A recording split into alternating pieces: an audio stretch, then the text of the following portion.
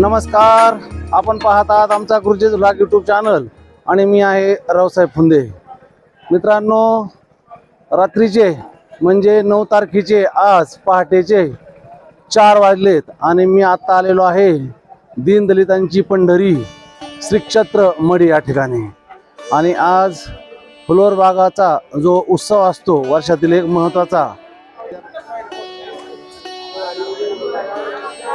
पहा मित्रांनो, पहाटेचे 4 वाजलेत तरी पूर्ण महाराष्ट्रातून जे भक्तगण कानिफनाथांच्या दर्शनाला येत आहेत। मित्रांनो, पहाटेचे 4 वाजलेत तरीही कानिफनाथ महाराजांची जी समाधी आहे, जी की 4 दिवसापासून भक्तांसाठी प्रत्यक्ष डोकं ठेवून त्यांना दर्शन दिलं जातंय, त्यासाठी हजारोच्या लाखोच्या संख्येने भक्तगण सध्या सुद्धा लाईन मध्ये लागलेले आपल्याला दिसतील।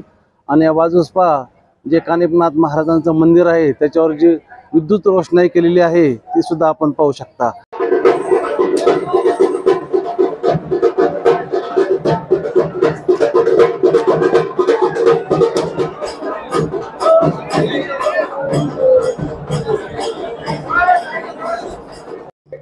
मित्रांनो, आता आपण पाहू शकता कानिफनाथ महाराजांचा जो गड आहे मढी विद्युत रोषणाईमध्ये न्हाऊन निघालेला दिसतोय। आणि महाराष्ट्रातून आलेले जे भक्त आहेत वेगवेगळ्या जाती जमातीचे, ते आनंदाने या ठिकाणी नाचत आहेत आणि त्यानंतर दर्शनासाठी जात आहेत। पहा, या ठिकाणी विद्युत रोषणाईमध्ये मंदिर कसं न्हाऊन निघलेलं दिसतंय। आणि सकाळपासून काही या ठिकाणी जे भक्तगण आहेत ते आपणास आराम करतानाही दिसत आहेत, कारण आता जवळपास 4:30 वाजण्याचा पहाटेचा टाइम झालेला आहे।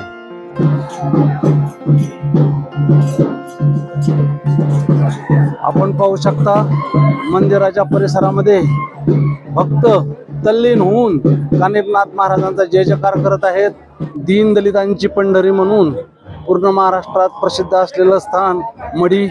आणि होळी, त्याचप्रमाणे रंगपंचमी आणि आज फुलोर बाग, म्हणजे उद्या सकाळी या ठिकाणी आरती होऊन मढीमध्ये जवळपास 3 आठवडे जो उत्सव चालतो त्याची सांगता होईल।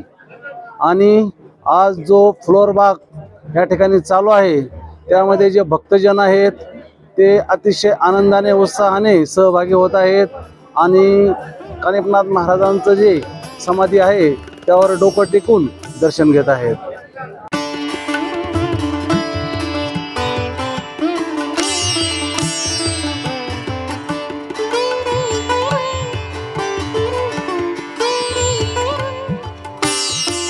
मित्रांनो, आत्ताच कानिफनाथ महाराजांच्या समाधीचं दर्शन झालं, अतिशय बरं वाटलं। आणि मंदिराचा जो दक्षिण दरवाजा आहे त्या दरवाजामध्ये मी आता उभा आहे। या ठिकाणाहून श्री क्षेत्र मढी विद्युत रोषणाईमध्ये आपणाला न्हाऊन निघालेलं दिसतंय आणि गडावरची विद्युत रोषणाई सुद्धा आपण पाहू शकता।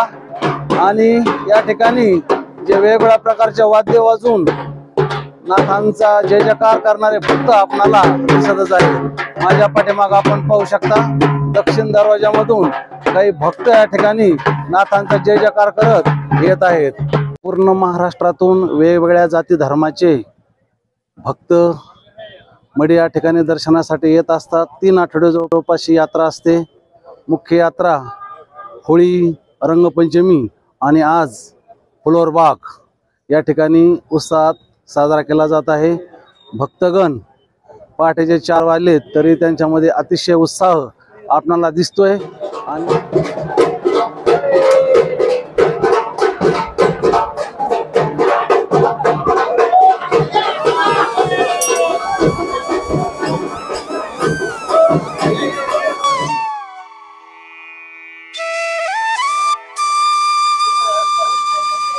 आणि मित्रांनो, मढी यात्रेमधलं एक मुख्य आकर्षण असतं रेवडी। आणि जवळपास 1 महिनाभर या ठिकाणी असलेले जे कारागीर आहेत ते एक उत्कृष्ट पद्धतीची रेवडी तयार करतात आणि पूर्ण महाराष्ट्रातून या ठिकाणी आलेले जे भाविक असतात ते प्रसाद म्हणून रेवडी आपल्या घरी घेऊन जातात। या ठिकाणी पाहू शकता आपण एक ताई या ठिकाणी रेवडी विकण्याचं काम करते आणि या बाजूला पहा प्रसादाचे त्याचप्रमाणे वेगवेगळ्या प्रकारचे ज्या वस्तूंचे या ठिकाणी दुकानं सजलेले आपणाला दिसत आहेत